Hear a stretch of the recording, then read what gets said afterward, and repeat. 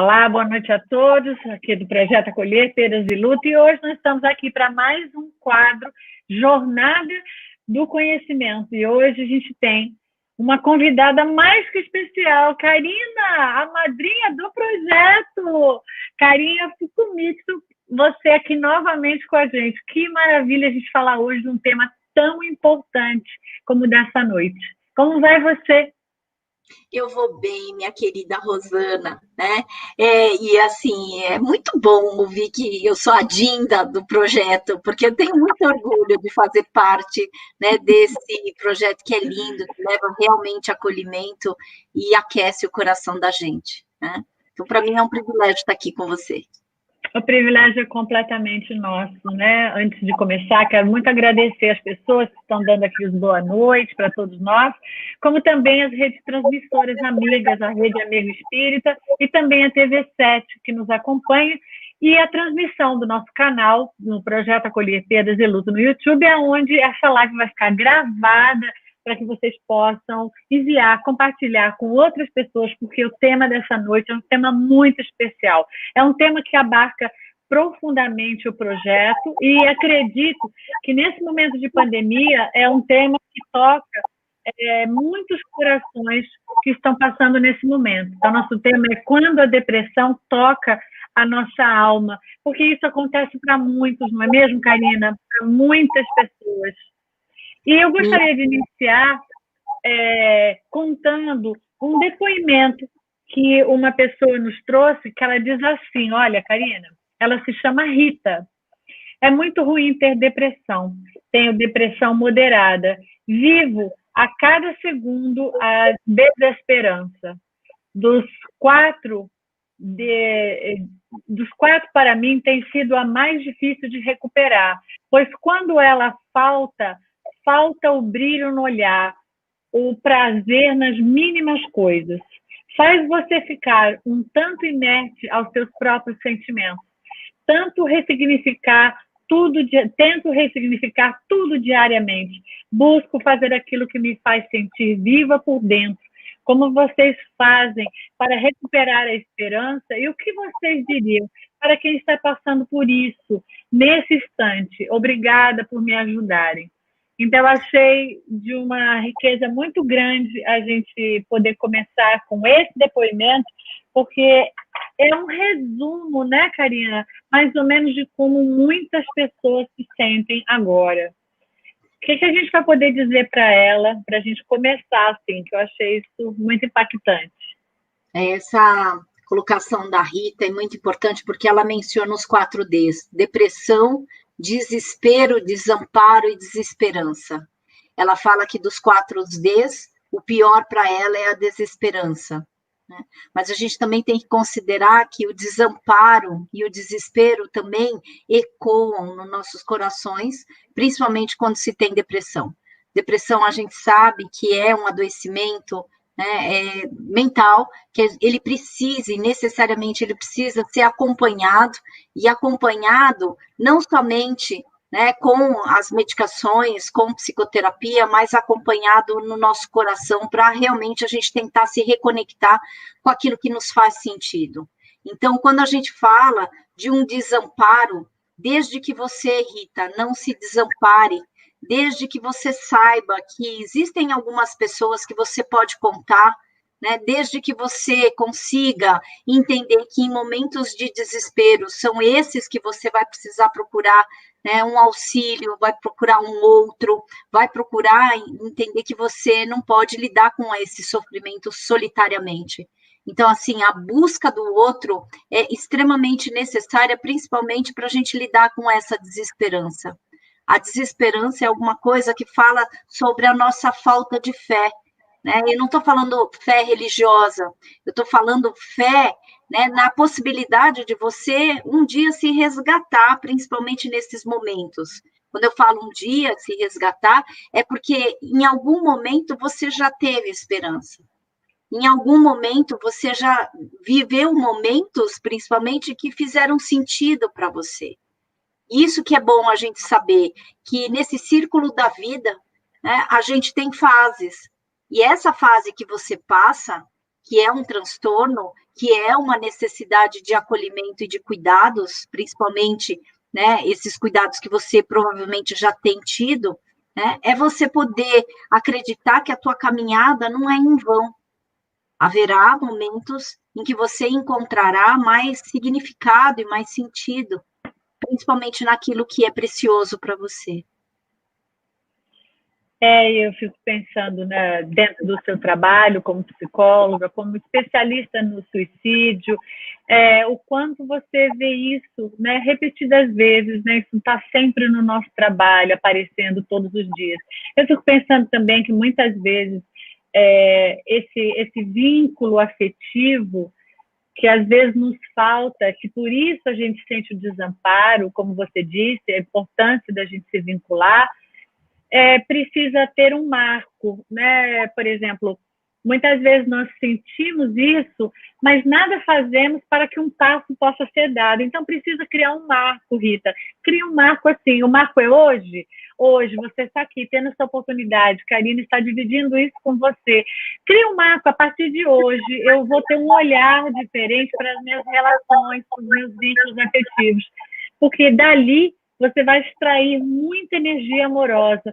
E a energia amorosa, apesar do outro não ter a solução, né, para o seu problema, muitas vezes não tem como resolver para você, mas dali vem uma fonte de luz, de uma energia que recarrega as suas baterias e faz com que você possa dar aquele passo que você estava sem coragem, que você estava paralisada, que você estava confusa, aquele passo primordial. E aí uma coisa vem atrás da outra, né? Porque essa força chega, você dá um passo, você começa a ter um pouco da sua própria força, e isso vai como uma engrenagem, um mecanismo. Então, muitas vezes, o isolamento na depressão, eu entendo que é um processo natural. Eu não quero ver ninguém, não quero levantar da cama, eu compreendo.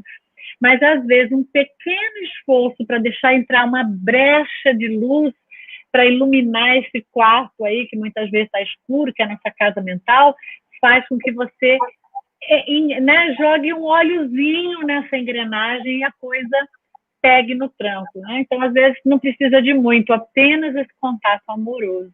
Eu acho isso fundamental. Você traz uma coisa muito importante, né? Quando você fala assim, a Karina está compartilhando, o fato da Rita estar aqui hoje já é uma busca de conexão, já é uma busca, né, de você ouvir percepções diferentes, e eu acho que a gente tem que validar essas ações. Às vezes a gente também desmerece as ações que a gente faz, né, a gente subestima a nossa capacidade de procurar realmente se ajudar. Em sair, porque assim, a depressão não é uma questão de frescura, não é uma necessidade de chamar atenção e não é uma força de vontade, não é essa questão que a gente está falando.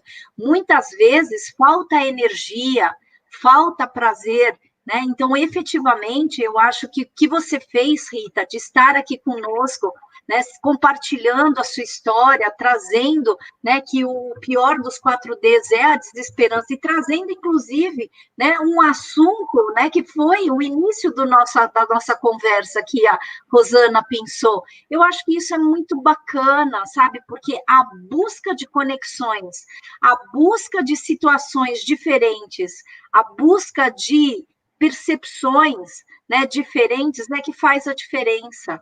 Não é só a questão de vontade, é a sua busca que precisa ser validada. E aí, nesse sentido, eu reforço e reverencio que você está nos ajudando, pelo menos, a conversar sobre esse assunto. Sem dúvida. E eu pensei até em trazer essa pergunta de Josineide, que ela ajuda que você possa ir trazendo, né, esclarecendo para as pessoas o que representa a depressão. Ela diz, como distinguir a depressão da tristeza, do luto, por exemplo, que é absolutamente normal, mas hoje as pessoas não permitem que ninguém viva a dor, o luto, e logo dizem que tal pessoa está com depressão. Muito boa essa pergunta, Josilene. A depressão é um adoecimento mental, então requer tratamento. Agora, quem não se enluta, e essa é a diferença, no luto a gente já pode incluir a tristeza, a raiva, a negação e vários outros sentimentos que nos colocam, às vezes, em montanha-russa, que a gente sabe que, assim, em alguns momentos a gente vai sentir ter um sentimento, em outros, um outro sentimento, então, assim, não dá para categorizar os sentimentos que a gente tem. Mas se a gente fala em tristeza, na questão do luto, é sinal que você está podendo reverenciar ou admirar aquela história que você viveu com aquilo que você perdeu, com quem você sente que você perdeu também. Ou seja, luto é processo, é reação, é crise natural de um ser humano. Somente um ser humano, né, se enluta. Isso quer dizer que é direito de um ser humano também se entristecer. E aí a tristeza é completamente diferente, né, no caso de depressão. Porque a depressão, ela é um quadro, né, que a gente vai precisar ver de vários sintomas, inclusive crônicos, que eles se repetem. Isso quer dizer que não é uma simples tristeza, porque tristeza é um estado, é um sentimento que passa.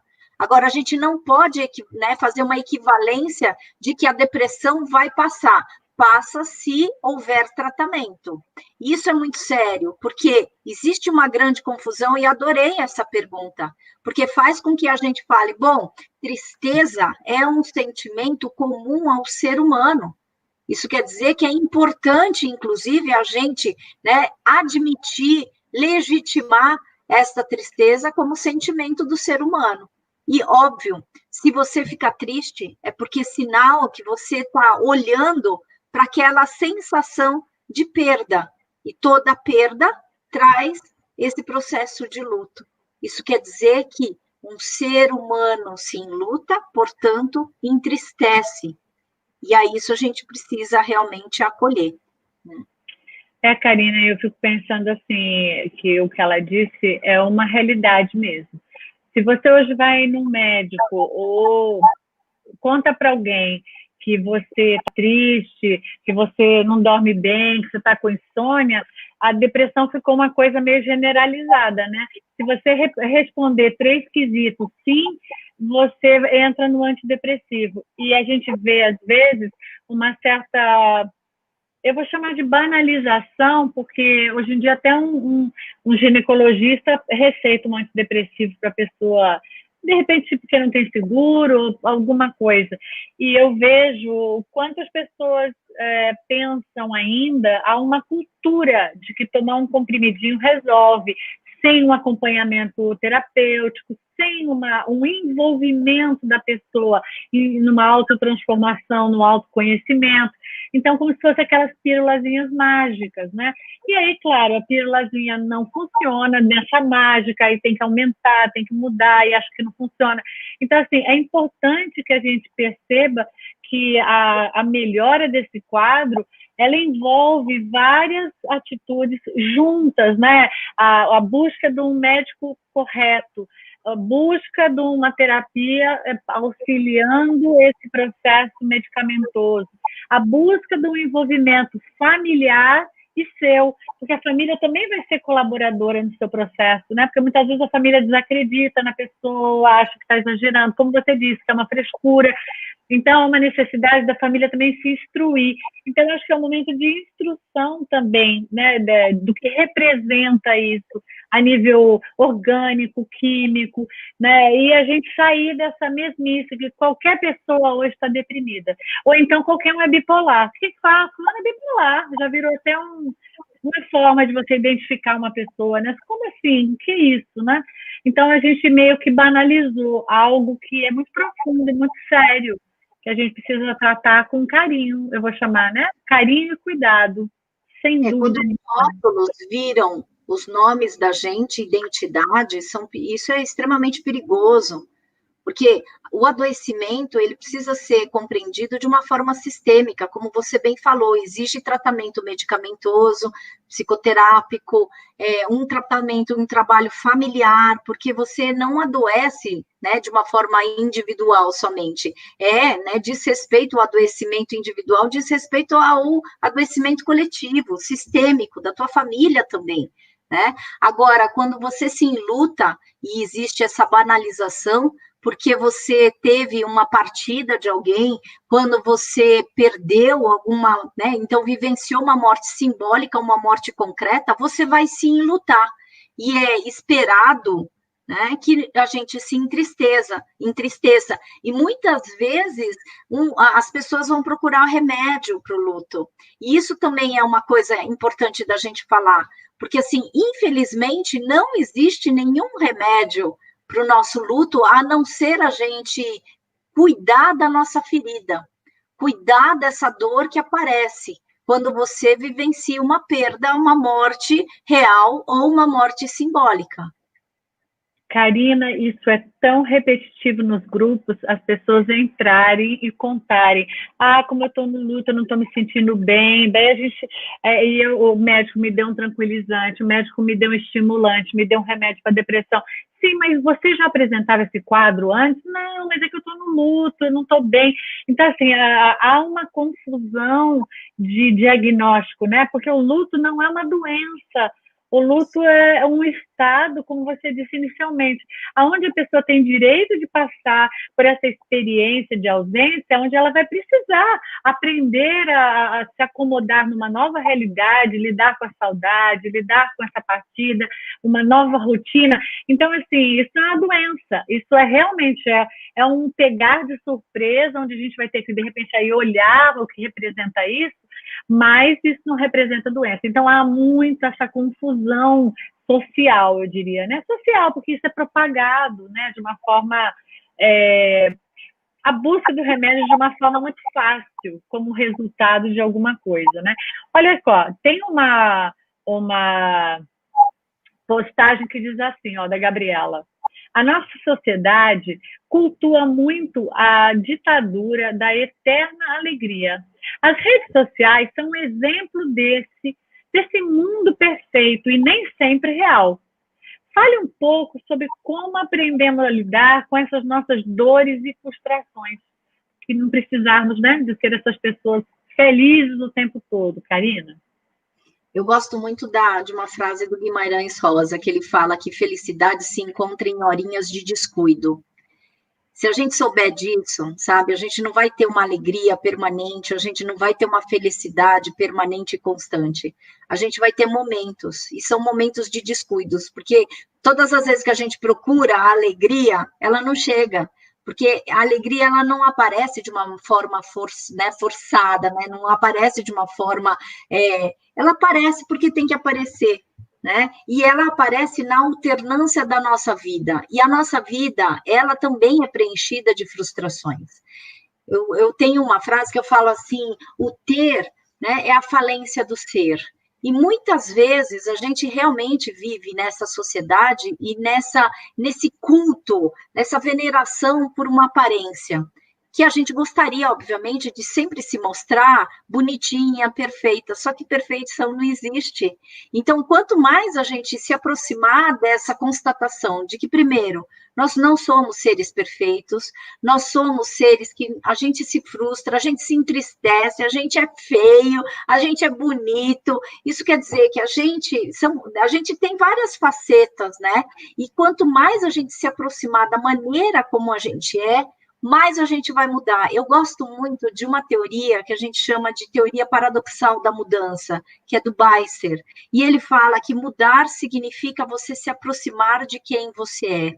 E eu acho que isso vai muito em direção ao que a Gabriela traz, né? Que muitas vezes a gente quer se mostrar, né? E o ter é a falência desse ser, porque a gente confunde muito, né? Essa posse, né, com a construção e o desenvolvimento de quem nós somos. Aliás, daqui a gente não leva nada, né? A gente só leva essa vinculação, tudo que a gente fez, o nosso legado precisa muito, né, mais estar voltado e direcionado para essa capacidade da gente se vincular e deixar legados significativos, deixar lições que fazem com que as pessoas possam se inspirar. Se a gente começar a se atrelar a isso, a se apegar a esse tipo de reconhecimento, porque sim, a gente está numa cultura que assim, a gente, né, fica muito feliz, né, e cultua essa alegria permanente que não existe. Então, se a gente souber que a vida não é do jeito que a gente quer, a gente tem condições de lidar com as frustrações que elas aparecem. Porque se você imagina e tem expectativas muito altas, né, e idealizadas, com certeza você vai ter que se deparar com essa frustração de que a vida não é do jeito que você quer.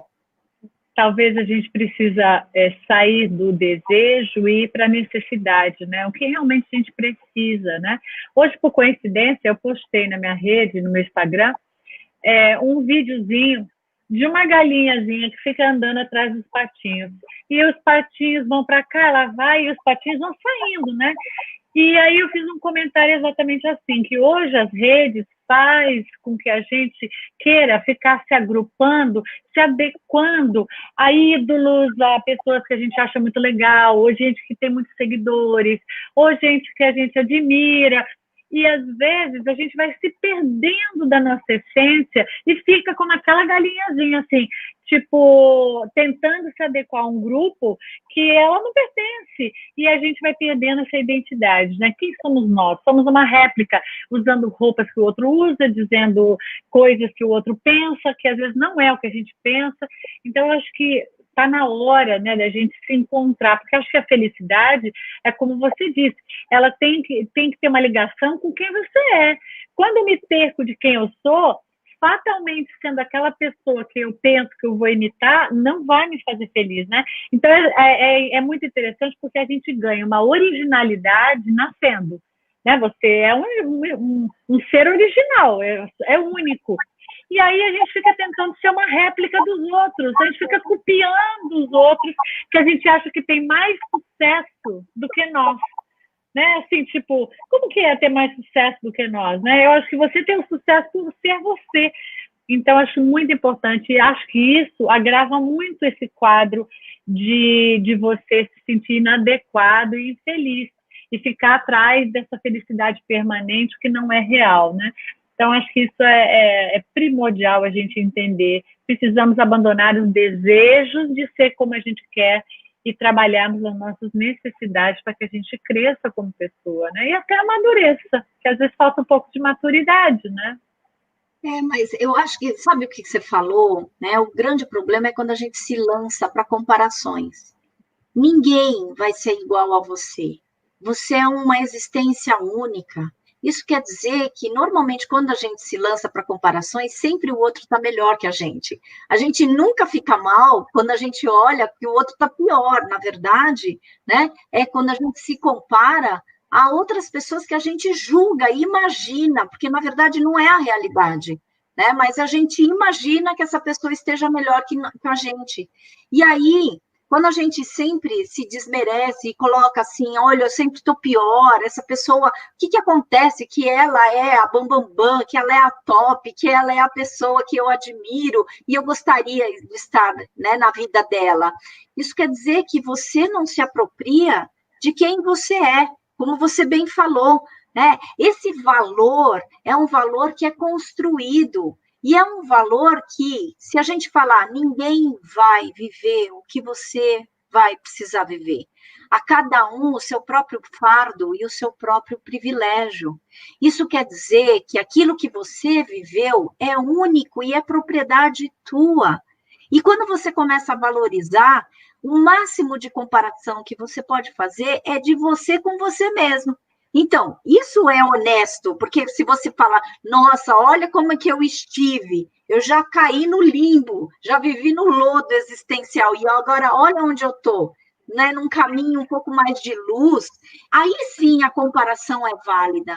Agora, procura não buscar a tua necessidade de pertencimento e de reconhecimento lá fora. Está aqui, ó, no core, tá em quem você é, na tua existência, que é única. Então, assim, olha, aproveita, né, Rosana? Porque o que a gente... Adoro! Né? É isso. Aproveita essa existência. É isso, né? E a felicidade, ela não está lá fora, ela está nesse contato quando você começa a fazer com você mesmo, né? Hoje, para mim, a felicidade é ter paz. Então, o significado é eu estar de bem comigo, estar em paz comigo, e automaticamente eu vou estar em paz com o que tem lá fora, Se a gente não se aceita, nós não estamos em paz, em conformidade com a gente mesmo. Então, logo, a gente está em guerra com tudo lá fora. A gente reclama, a gente está desgostoso, a gente sente revolta, a gente terceiriza para o outro. Então, eu acho que a felicidade é esse bem-estar da gente com a gente mesmo. Claro que entendendo que há várias coisas em nós que precisa de cuidados, de atenção, de melhoras, mas há várias coisas em nós que são ótimas, né? Que somos nós, que é genuíno. Eu adoro essa coisa genuína de ter, cada um ter o seu próprio jeito, cada um se expressar, né? Eu me lembro quando eu mudei para cá, para os Estados Unidos, eu tive um professor e, é claro, as pessoas sempre gozam, porque você tem um acento, né? Um sotaque, né? E aí eu falei para ele, poxa, mas eu queria tanto não ter esse sotaque, né? Porque eu sou loira de olho azul, aqui nos Estados Unidos todo mundo pensa que eu sou americana. Quando eu abro a boca, todo mundo sabe que eu não sou americana. Então, aí ele falou uma coisa para mim que eu nunca esqueci, fazem 22 anos. Ele disse assim para mim, mas o sotaque é o mais bonito que você tem, porque mostra o que é genuíno em você. Né? Você não está copiando como o americano fala. Você fala o inglês, mas com a sua procedência, com a sua base, de onde você vem. Então, eu nunca esqueci disso e me acolhi muito, porque isso era uma coisa que me deixava assim, angustiada, né? Porque realmente você não consegue falar da mesma forma. E isso foi fantástico para mim, foi porque eu me aceitasse. Então, é importante a gente se aceitar nessa jornada da vida, né? E aí, essa felicidade vem quando a gente se aceita. Você sabe, fazendo lembrar só de uma história, que quando eu morei nos Estados Unidos durante 3 anos, né? E quando eu tive uma cirurgia, tive que fazer uma cirurgia no joelho, porque eu rompi o ligamento, na primeira e última vez que eu tentei esquiar, eu fui cuidada por muitos brasileiros e muitas amigas japonesas, né? E amigas japonesas do Japão, e que assim, eu sempre fui uma japonesa, até porque eu sempre neguei a ideia de querer ser igual, né? Porque eu sempre ouvia desde pequena, todo japonês é igual. Então, eu acho que a minha necessidade de sobrevivência, né, para combater essa frase, me fez ser uma japonesa atípica. Então, eu falo alto, eu falo muito com as mãos. E eu me lembro das japonesas do Japão falando assim, você fala muito assim, e você não pode. E aí, algumas falavam, as mais novas, elas falavam, Karina, muito bacana você ser assim, porque assim, é um jeito diferente da gente entender que a gente pode ficar alegre, a gente pode falar alto, né? Porque muitas vezes a nossa educação é assim, fala baixinho, né? Fica bonitinho, se comporta. Então, aí eu também entendi que, assim, é a nossa patente, é a possibilidade, na sua diferença, de você assumir, né, que você é uma existência diferente. E é isso que dá uma certa singularidade, dá um primor. Aí eu volto no que a Rita trouxe. O que é esperançoso, Rita?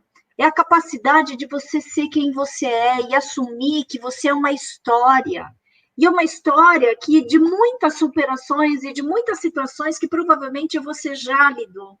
Então, essa ideia que se você fizer um tratamento, cuidar da sua depressão, né, olhar para ela, não é que vai passar rapidamente, mas você está honrando toda a tua história, que isso provavelmente pode ser uma fase, e é uma fase que não é gostosa. Obviamente, quem vive a depressão passa uma fase que é muito difícil e que requer muito mais do que uma energia, requer vinculação, credibilidade, tratamento. Adorei, é isso mesmo. A Vivi Silva escreveu assim, ó, acredito que meu filho esteja passando por um quadro depressivo. Já ofereci ajuda com um terapeuta, mas ele acha que não está deprimido. Não é normal o seu quadro, sente tristeza, desânimo, fica às vezes sem tomar banho, isola das pessoas, tudo para ele está ruim, não sei mais o que fazer. Talvez não só em psicoterapia, mas fazer, né, uma avaliação com o psiquiatra, né? Porque eu acho que é importante, se existe sintomas, e sintomas que já tem há muito tempo, a gente tem que levar a sério. E eu assim, muitas vezes eu levo muito a sério, né? Porque a depressão durante um tempo, né, foi vista como realmente uma frescura. Inclusive, eu tenho um amigão, que ele é o Floquinho de Luz, que é o Anderson Mendes, que ele tem um livro que se chama Depressão Não é Frescura. Então, assim, não é frescura, não é só um estado que a gente fala, vamos virar o jogo, agora passou. Não, é um transtorno mental que exige realmente esse tratamento e diagnóstico. Então, mãe, né, Vivi, então, se você está preocupada, não adianta só oferecer psicoterapia, mas faça uma avaliação. Vá procurar um médico para fazer essa avaliação realmente, porque se houver, né, uma situação que ele esteja, né, deprimido, vale a pena investir, porque isso faz parte, inclusive, dos sintomas, faz parte do quadro quando você traz, né, desânimo, tristeza, não tem vontade de tomar banho, de se isolar, dependendo do tempo que ele já tem vivido isso é importantíssimo a gente reforçar, vai buscar ajuda, né? Porque somente um médico, né? Não é só. Nós somos psicólogas, eu não posso falar que é só psicoterapia que vai resolver. Muitas vezes é um trabalho em equipe. E aí, se a situação está ruim, cabe a nós procurar ajuda, né? Porque assim, a gente realmente vai precisar se ajudar, né?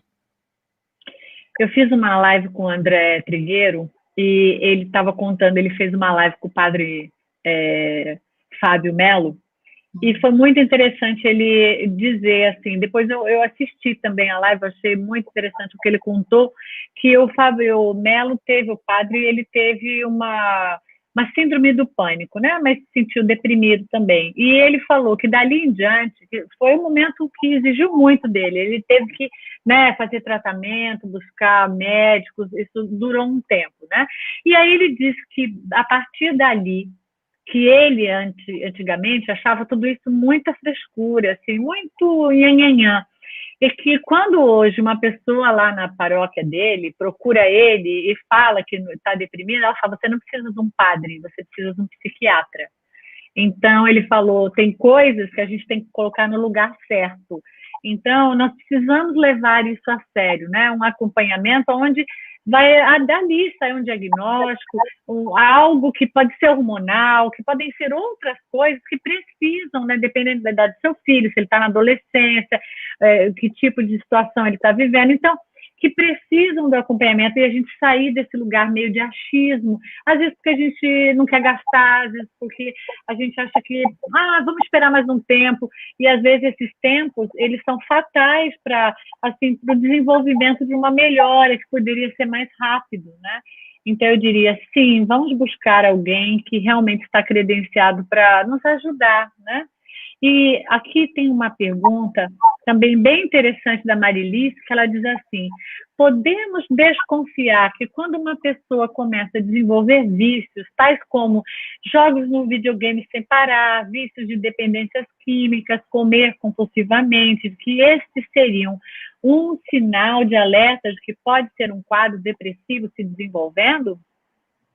Não necessariamente, Lice, né? Porque o que a gente precisa pensar que toda a situação de adicção, que é essa situação mais crônica, né, ela precisa ser investigada, qual é, né, o significado e qual é a motivação. Então, assim, não necessariamente quando eu falo, porque pode ser não somente um quadro de depressão, podem ser outros tipos de transtornos mentais que existem, né, que a gente precisa fazer essa investigação. O que não dá é ter uma linha causal, porque senão a gente se torna reducionista. Então, meu receio de falar, pode ser ou não pode ser, né, é a gente falar, bom, então não procura realmente um psiquiatra e não procura um auxílio médico, porque o psiquiatra, ele é o responsável por realmente fazer essa investigação. Né? Não dá para a gente pensar assim, porque ele começou a ficar viciado em jogos, que então agora ele é depressivo. Não. Né? Do mesmo jeito, assim, não é porque também tem depressão que vão ter outras situações que a gente tem uma linha causal. Ou seja, o sofrimento pode ser um sofrimento que a gente vai ter que investigar qual direção que esse sofrimento vai tomar. Né? Algumas vezes ele é visto e expresso em adoecimentos, outros em autolesões, outros em suicídios. Isso quer dizer, né, em outras vezes também vira comportamento autodestrutivo. Isso quer dizer que a gente tem que sempre investigar o que eu estou tentando trazer. Se existe alguma coisa disfuncional, é dever da gente olhar para aquilo que não está legal. Porque se você não fizer nada para aquilo que não está legal, ninguém vai fazer, primeiro, por você. Então, é assumir uma certa responsabilidade que, para mim, significa habilidade para você dar uma resposta para aquilo que não está bom na tua vida. Isso é um dever existencial, da gente pegar aquilo que está difícil para a gente, aquilo que a gente transforma em problema, e não ficar paralisado com esse problema. A gente poder ir além, porque nós seres humanos temos uma capacidade de transcendência que significa ir além. Trans significa ir além daquilo que você conhece. Isso quer dizer que nós temos, como seres humanos, uma capacidade de ir além daquilo que a gente acha que vai nos paralisar. Se a depressão, se o quadro, se a ideia de essa pessoa estar viciada em jogos, vamos pesquisar, vamos ir além daquilo que a gente já está vendo. Porque só assim, porque tem uma certa medida e uma necessidade de inovação para todo sofrimento. Né? Sem dúvida, isso me lembrou de uma live que eu fiz com o Romão Trigo, ele é um médico homeopata, e ele disse assim, no aparecimento da cura, quando existe a cura, é o começo, no aparecimento da doença, é o começo da cura. Porque quando a gente adoece, é um ponto de atenção que a gente vai ter que parar tudo, né? Ou porque você quebrou o pé, ou porque você está deprimido, porque alguma coisa, ou porque você apresentou alguma coisa que vai precisar de fazer um exame, e esse parar tudo e um reconfigurar, porque aí você tem que talvez mudar a alimentação, os hábitos, então você vai ter que olhar para aquilo que não está funcionando, e dali vem a cura, porque nessa mudança, para você poder cuidar daquilo que está aparecendo, vai fazer que você coloque várias coisas novas no seu caminho, que você estude, que você procure, que você aprenda, que você mude, que vão mudar a rota daquela rota. Então, às vezes, o jogo, essa apresentação de sintomas que está aparecendo, não necessariamente tem uma ligação com a depressão, mas tem uma ligação de o que é que eu estou buscando, que eu preciso depositar nas drogas, no jogo, né? O que é que essa alma, o que está vazio, o que essa alma está precisando.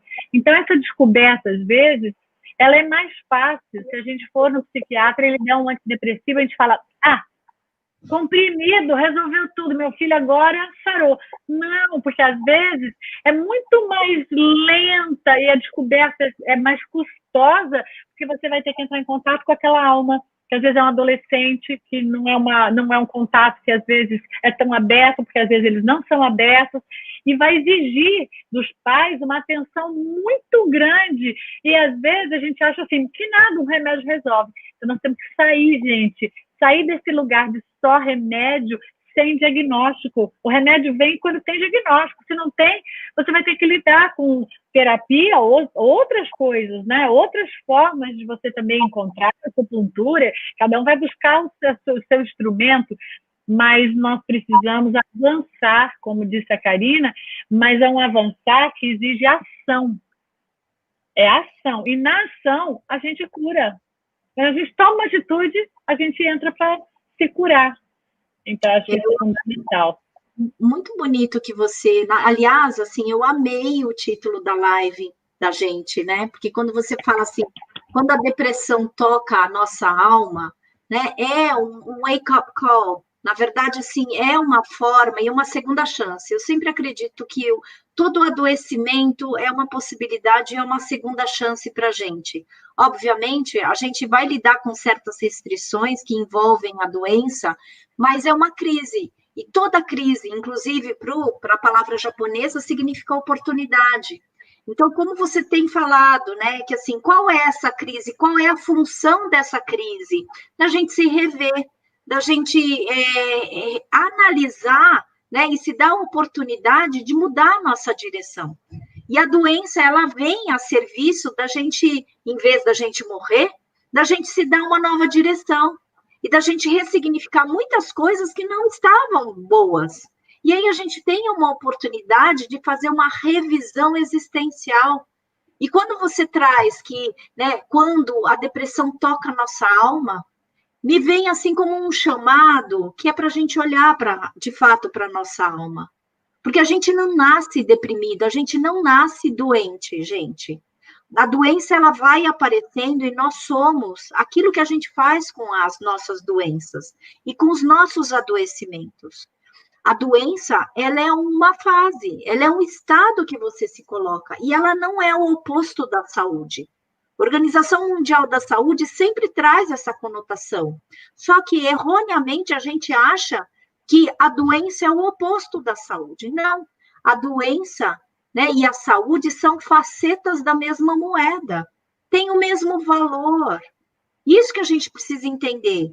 Se você não consegue um jeito saudável, você vai se mostrar de um jeito disfuncional e doente. Mas por quê? Para, de repente, isso ser um toque na sua alma para você se modificar. Nossa, eu acho é isso, é totalmente isso que você está dizendo. Conversando com uma pessoa que está fazendo quimioterapia, eu estava conversando e dizendo a ele, a gente fazer uma quimio não é uma batalha, porque muitas vezes a pessoa lida com a doença como se eu estivesse lutando com a doença. Então, a doença é meu oponente, né, faz oposição a mim, e eu tenho que lutar para me livrar dela, deletar, riscar do mapa, fazer alguma coisa. E, na verdade, eu falei, converse com as suas células, porque, na verdade, o que você vai fazer é reharmonizar suas células para que elas, no estado de equilíbrio, junto com você, elas comecem a entrar naquele funcionamento perfeito que o seu organismo não apresenta mais essa disfunção. Então, nós temos que reconfigurar o que nós entendemos, como disse Karina, do que representa a doença. Nós precisamos olhar o que o corpo apresenta como um sinal, um call mesmo. Nós estamos sendo chamados para esse olhar, para lidarmos com a nossa alma, porque a gente já entendeu, a doença vem da alma, o corpo reflete a doença, mas a doença vem de nós, do psiquismo, daquilo que a gente traz com a forma como a gente lida com as nossas emoções. Então, voltarmos sempre para as nossas emoções, gente, é o caminho da cura. As gripes recorrentes, que besteira, mas eu estou sempre tomando um comprimido, eu estou sempre tomando um remédio, eu não sei porque eu tenho gripe, deve ser o ar. Por que é que sua imunidade está sempre abaixando? O que é que está acontecendo emocionalmente com você? Então, a gente deveria pegar cada coisinha que a gente tem, bobagem, e deveria ter esse olhar. Da onde? Vamos puxar, vamos ver da onde está vindo isso, né? Esse mal-estar constante, essa pressão que sempre sobe. E, às vezes, a gente só culpa a alimentação. É claro, é uma grande parte, mas até o excesso da alimentação, ele tem a ver com desequilíbrio emocional. Então, é muito importante que a gente se eduque para essa visita ao nosso campo emocional quando a gente sente alguma coisa. Isso devia ser a primeira coisa, o comprimido devia ser a segunda. Nunca o comprimido ser o primeiro e isso ser o segundo. Porque você melhorou isso, você não se intoxicou com um monte de remédio e você entendeu o chamado. Então, eu acho que isso é primordial, Karina. Muito importante.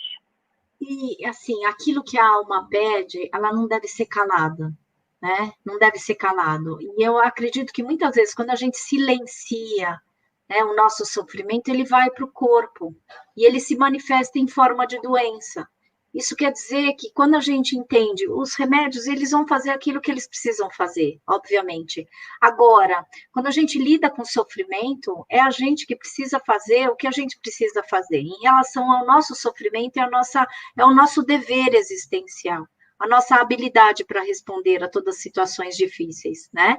Então, eu acho que, assim, quando a gente sofre, né, e tem um certo diagnóstico, quando você fala, conversa com a sua doença, conversa com as suas células, conversa com você, conversa com essa alma que está clamando por acolhimento, conversa com o seu corpo, porque é na corporeidade que a gente se expressa, inclusive enquanto identidade, né? Então, assim, muitas vezes, quando eu falo, então, que se saúde e doença fazem parte do mesmo processo, dessa existência, a gente vai se mostrar do jeito que a gente pode se mostrar, né? Então, quando a gente está falando que alguma coisa toca a nossa alma, é para a gente se tocar mesmo, para a gente se afetar, para a gente falar o que é que eu vou fazer com isso que apareceu na minha vida, né? Ou você se paralisa e se deixa consumir, ou, né, no caso da depressão, é isso. Como é que você vai lidar com a sua depressão, não subestimando, não falando que ela vai passar, né? Mas entendendo que, primeiro, não é frescura, mas que se você chegou neste ponto, alguma coisa existe na sua alma que foi silenciada. O que acontece quando a gente fala que um dos sintomas é a anedonia, que é a perda do prazer? Em algum momento você já teve prazer na sua vida. O que foi silenciado em termos de prazer? Resgata, clama por isso, reivindica que isso é teu direito também. E essa ressignificação é muito importante da depressão e de todo adoecimento. E você me lembrou de uma coisa que acho que também é hiper importante para isso que você está dizendo. As pessoas não se acomodarem, por exemplo, com certas dores, que assim, já estou sentindo, já faz 1 ano, faz 2, faz 3, eu já acostumei, já tomo isso aqui, tem dia que é melhor, tem dia que é pior, e a gente vai lidando com isso, a gente chama até de crônica, né? Tem doenças que são crônicas, vai e volta, é o clima, e na verdade é um call que está acontecendo, é um chamado o tempo todo, só que você meio, tipo assim, ao invés de atender o chamado, você se acostumou mas eu fico bem, dói um pouquinho, mas eu escrevo com a tua mão, então tá tudo bem, eu substituí a mão. E você se acomoda e perde a oportunidade desse sinal que o corpo continua te mandando, porque ele não parou, porque ele continua acreditando que você precisa ir para esse outro lugar, que você não chegou lá ainda, e ele continua insistentemente investindo em você, porque o corpo está investindo em você. Vamos lá, vamos juntos, vamos fazer acontecer. E então é importante que a gente fique muito atento a esses chamados que vêm através do corpo, através do psiquismo também, um transtorno, né? Outras também, qualquer tipo de chamado, né? Que a gente olhe para isso e busque conexões para que a gente possa lidar. A Adriana trouxe uma pergunta bem pertinente dentro do que a gente está falando agora. Quais são as emoções sentidas por uma pessoa em depressão? Quais são as emoções, Karina? Eu não tenho valor, eu não pertenço, eu sou sozinho no mundo, eu me entristeço, eu não sou reconhecido, eu quero dormir direto para apagar o que eu sinto, esse cansaço da vida, eu não mereço ser feliz. Então, assim, todas as situações que trazem uma baixa autoestima, e quem não tem, não estou falando que todos têm, né? Mas existe uma certa alteração nesse conceito de quem você é e do que você vale, da sua importância. E aí existe um certo cansaço crônico, porque aí no caso da depressão, quando existe, a gente tem que falar de sintomas persistentes, tá, gente? Porque senão a gente cai no risco de começar a banalizar, tá? Então, assim, não, isso também não quero dizer que todos os sintomas que eu acabei de falar e todas as emoções são depressão, tá? Então, assim, por isso que vale muito a pena você sempre fazer, né, um diagnóstico, né, procurar um médico para você detectar se realmente você está ou não deprimido. Isso vai depender da persistência de tempo e de números de sintomas que você tem, tá? Porque o que a gente sempre precisa entender que a anedonia é dos sintomas principais, que é a perda do prazer, né? A perda dessa sensação de vitalidade que se esvai, que vai embora da tua alma, do teu coração, né? Então, assim, às vezes a gente fica procurando, essa necessidade de pertencimento também é alterada, porque a gente começa a falar que a gente não é importante, E isso também a gente tem que realmente prestar atenção. Quem não é importante? Do ponto de vista de quem? Dos outros? E aí, muitas vezes, a gente perde aquela cerca de proteção. E a proteção nos coloca, a falta de proteção nos coloca num estado de vulnerabilidade. E aí, o estado de vulnerabilidade é o estado em que você é facilmente atacado. Isso também são emoções, né, que tem a ver com os quadros depressivos. Né? Porque essa pessoa fala, eu não sou importante o suficiente nem para me proteger e ser protegida. Isso quer dizer, existe uma perda, né, desta vitalidade e dessa necessidade, inclusive, de você falar, eu sou uma existência que vale a pena, eu sou importante. E o que significa ser importante? Ser importante é você se importar, inclusive colocando a sua marca.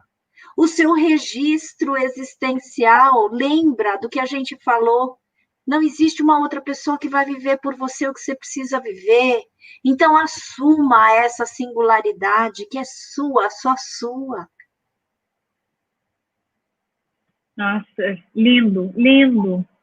A Isabel Castro escreveu assim, olha, por que motivo que quando a pessoa tem depressão, consegue fingir que não tem nada, que está tudo bem? Aconteceu isso com meu filho e, infelizmente, se suicidou. Olha, eu acho que o mais difícil não é a mentira para o outro, é a mentira para si. E muitas pessoas que se encontram com ideações suicidas, eles já têm uma crença de que eles não são capazes, né, de lidar com aquilo que provoca o sofrimento intenso.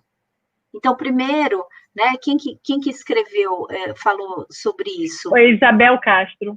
Primeiro, Isabel, sinto muitíssimo, porque você vive, né, um luto pela morte do seu filho, que é essa sensação que nem ele mesmo, né, pôde dar notícias do estado dele. E que aí a gente pensa que o suicídio é um evento único e exclusivo da pessoa que se matou. Isso quer dizer que qualquer coisa que você pudesse ter feito, nada mudaria esse desfecho, porque o teu filho não deixou que você visse. Porque eu tenho certeza que se ele tivesse mostrado qualquer indício, qualquer motivação para ele falar, né, mãe, eu quero morrer, você teria feito qualquer coisa, né? Então, assim, uma das coisas mais difíceis é isso, quando a gente fala, por que a pessoa fingiu para mim? Né? E quem, o enlutado, se sente extremamente traído. Mas a gente tem que entender, e muitas vezes eu falo isso nos trabalhos de pós-venção, quando alguém faz algum evento e não te convida, como é que você chama aquele que vai sem ser convidado? Antigamente a gente chamava de bicão, né? Hoje a gente fala de pedra, né? Então, assim, muitas vezes o suicídio, né, é um evento que essa pessoa planejou sozinha. Se ela quisesse que a gente soubesse, ela teria avisado e dado notícias. Mas, muitas vezes, é um ato único e exclusivo da pessoa que se matou. Isso quer dizer que o que a gente precisa trazer nessa consideração é ele não quis, e ele fingiu, e ele não trouxe notícias. Porque se tivesse trazido, você teria feito tudo diferente, Isabel. Então, primeiro, realmente, o meu grande sentimento em relação à tua vivência, porque é um impacto, né, que tira a gente do chão, né, traz vários fragmentos. Sem dúvida. A Jussara nos escreveu assim, olha, tenho depressão há 12 anos, trato com psiquiatra e tomo medicamentos. Já tentei fazer terapia várias vezes, porém não consigo transferir meus medos, meus receios, minhas amarras em palavras.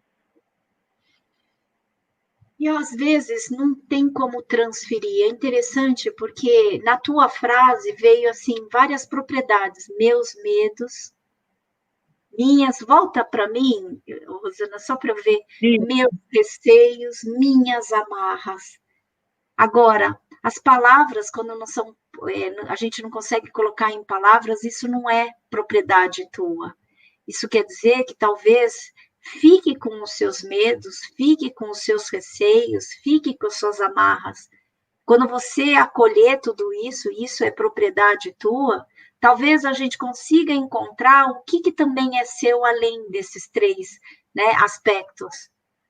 Quem é você, Jussara, além dos teus medos, dos teus receios e das tuas amarras?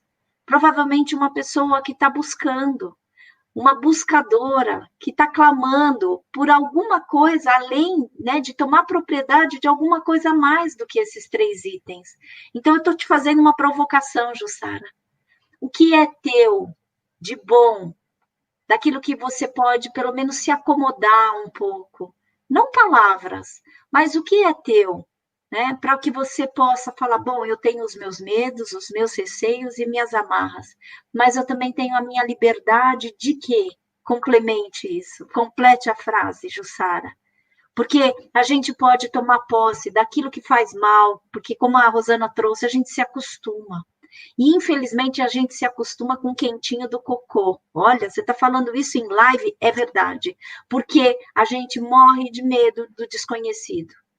Né? Ousar, fazer diferente, muitas vezes é porque a gente acha que é a nossa zona de conforto. E a gente merece ocupar esse lugar do medo, da escuridão, das amarras e da prisão. E muitas vezes a gente já ocupou, em algum momento da vida, né, um lugar de propriedade. E aí, então, eu vou pedir para você, Jussara, se lembre de um momento em que você se sentiu proprietária, não a própria otária, como muitas vezes eu falo. Muitas vezes a gente tem que resgatar essa propriedade daquilo que é significativo. E aí você toma posse daquilo que é teu. Então, vou fazer toda essa fala para te convidar. Busca o que é teu de significativo, não somente, né, no aprisionamento do medo e do receio. E eu fiquei pensando que, às vezes, a gente realmente, como você disse, não sabe quem a gente é fora daquilo. Isso acontece muito, por exemplo, quando a gente vive uma dependência emocional. A gente depende daquela pessoa e a pessoa faz tudo, né? A pessoa resolve, a pessoa compra, busca, cuida da finança, a pessoa vai cuidando. Quando aquela pessoa vem a falecer, a gente tem muito isso nos grupos, a pessoa se sente assim, tem a dor da partida, mas tem uma coisa assim, eu nem sei, não funciona, não sei como é que eu sou sem isso, sem essa dependência. Então, às vezes, o medo, essas situações de emoções que foi mencionada, a gente se acostuma a sentir, daí a gente fala assim, como é que é eu sem isso? E aí você vai ter que se reconstruir. E talvez dê medo de pensar que você possa viver sem medo. Né? Não o destemido, mas talvez que o medo não esteja mais na frente, e sim do lado, fazendo uma companhia num processo de autocuidado, que às vezes o medo funciona muito bem para você não extrapolar, você conhecendo os limites, mas quando ele está na frente nos dominando, a gente perde a perspectiva de escolha, né? O que é melhor. Então eu diria, põe o medo do lado e dá essa oportunidade que a Karina disse, olha para quem você é. Olha no espelho e pergunta, além desse medo, o que tem mais aí para eu enxergar? E aí, quem sabe, você vai podendo, né, encontrar esse lugar que você vai poder ficar maravilhada de descobrir quem você é. Tem uma outra pergunta que diz assim, olha, gente, acho que essa é a nossa última por causa do horário. A Marluce disse, se após passar por um trauma, a pessoa está aparentemente bem, mas foca somente no trabalho e recusa contato com outras pessoas que não sejam da família, ela pode estar em depressão? Também a gente não pode generalizar e não pode ser reducionista. Mas o que é um trauma? Um trauma é quando a gente não sente que a gente vai dar conta da situação, né? Quando a gente perde o nosso autossuporte. Então, o trauma também, eu gosto muito de uma frase da Gestalt terapia, que fala o seguinte, nem toda fuga é doentia, nem todo contato é saudável. Às vezes, inclusive para lidar com aquilo que a gente acha que a gente não vai ter o controle, que é o trauma, quando a gente acha que a gente não tem suporte, né, para lidar com aquela situação difícil, muitas vezes a gente tem manobras, né, e as manobras são, às vezes, trabalhar, às vezes, negar. Então, cada um vai viver o seu luto, porque isso que você está trazendo, Marluce, é o processo de luto desta pessoa, e cada um se enluta à sua maneira. Isso não quer dizer que seja uma depressão, isso quer dizer que seja uma estratégia que essa pessoa está utilizando e que ela precisa utilizar, inclusive trabalhando, né, lidando com a maneira como ela pode. Isso quer dizer que a gente começa também a dar uma singularidade para os processos de luto e um certo respeito, um olhar respeitoso. Porque se tudo vira negação, vira depressão, negação vira negação do luto, né? Que essa pessoa está tendo um luto complicado porque ela não lida com a situação tal como ela deveria lidar, né? A gente está negando os processos diferentes da gente se enlutar. Tá? Não sei se eu te respondi ou se eu abri o leque, mas a ideia é não dar definições e respostas definitivas, sabe? Porque eu acho que é muito perigoso. A gente está falando de sofrimento e como cada um lida com as dificuldades, as nossas mazelas. Eu acho que isso é muito, né, próprio, muito singular. Então, a gente precisa trazer essa linguagem mais respeitosa, que cada um vai lidar à sua maneira, né? Sem dúvida. Eu tinha encerrado as perguntas, mas essa última eu preciso falar, da Valéria. Ela disse assim: é muito difícil depressão, estou sem vitalidade nenhuma e como se minha alma tivesse partido. Valéria, se sua alma está partida, olhe que momento maravilhoso.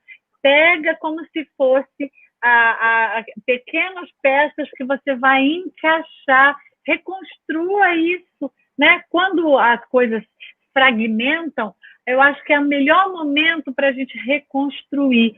E, às vezes, os processos de doenças, eles aparecem, como a gente falou antes, Karina falou, eu falei, para a gente se reconstruir. Então, pega esses pedacinhos que estão partidos, Valéria, e reconstrua um novo quadro, né, um dia ensolarado, uma nova forma, um processo diferente, uma visão, né, às vezes quebrando certos paradigmas, visões que a gente tem da vida, porque às vezes eu sinto que em muitos momentos a gente paralisa porque vem uma modernização, vem novos aspectos e a gente não quer fazer essa transição. E aí a gente para, mas o mundo avança e a gente se sente sufocado. Então eu diria, aproveite que quebrou essa alma em pequenos pedaços e faça, né, um novo quadro para você, Valéria. Você vai encontrar uma forma de poder se sentir melhor. Claro, sempre buscando ajuda. Karina Cucumito, fantástica essa live! Madrinha, ó, o Mauro até escreveu aí, uma delícia ter a madrinha aqui com a gente. Oh, meu Deus do céu. Maravilhoso. A gente está devendo, olha, o projeto deve para você um monte de abraços pessoalmente. Peraí, eu tenho um negócio para mostrar nessa live aqui. Enquanto a Rosana pega, eu quero falar para você, Valéria, que um dia eu vi uma postagem que eu achei lindíssima, que você receba um abraço tão apertado a ponto de juntar os seus fragmentos. Então, realmente, é isso que eu te desejo. A Rosana falou do abraço e eu quero te mandar um abraço bem apertado para que esse coração partido e que todos os teus fragmentos possam ser colados, pelo menos com as poucas palavras que a gente trouxe, com essa energia que eu estou tentando mandar para você. Beijo para você. Sedimento. Olha aqui. Que tal? Essa é a morada da esperança, minha gente. Olha lá, eu faço os gravetinhos, porque eu sempre faço os surus separados, né? Os surus são os pássaros da esperança. E aí um dia eu falei, nossa, eu preciso colocar lugar para a esperança. E aí essa é a morada da esperança que eu tenho. Lindo! Ó, ainda veio com chave essa morada. Eu tenho esperança, porque eu tenho a chave para entrar nela. E agora ela está aqui na minha casa, juntinho de mim. Eu estou vivendo a minha morada. Ah lá. E o que eu gostaria de dizer para vocês que estão assistindo essa live é que aqui dentro cabe todo mundo.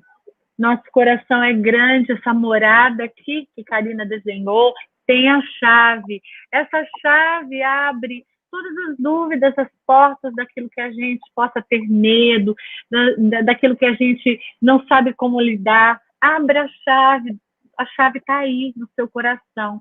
Se permita, né, encontrar essa morada interna, essa morada que eu ganhei aqui como símbolo da minha amiga do meu coração, a minha mana, Karina. Karina, muita gratidão, meu amor, te amo. Muita, muita gratidão mesmo. Isso, eu acho que 2020 foi um dos maiores presentes que eu recebi na minha vida, para a gente poder ter conhecido. Querida, um grande beijo para você, um beijo a todos vocês que fizeram essas perguntas fantásticas. Karina vai estar sempre aqui com a gente, porque esse é o privilégio de termos essa madrinha. E um agradecimento ao pessoal da TV7, pessoal que projetou também da Rede Amigo e a todos do projeto que participaram. Gente, nós vamos disponibilizar o link da live lá nos grupos e nós desejamos muito que você passe para amigos, para pessoas que vocês não sabem que estão precisando. Quem tiver vontade, veja, conheça mais. Karina tem uma abundância de trabalho nas redes sociais dela. Entre em contato no seu Instagram, Karina tem a web, Karina tem Face, Karina está em tudo quanto é lugar, colocou o nome dela na rede, você acha um monte de vídeos no YouTube. É assim que a gente progride, buscando ajuda e encontrando pessoas que estão dispostas a abrir o seu coração, o seu conhecimento em pró do outro. Essa é Karina. Karina, gratidão. Gratidão. Minha afilhada linda. Ai, adorei. Minha irmã. Um beijo. Adorei. Um beijo no seu coração. Gente, boa noite para todos vocês. A gente deseja que vocês tenham um ótimo fim de semana. Um beijo para todos. Boa vida. Boa.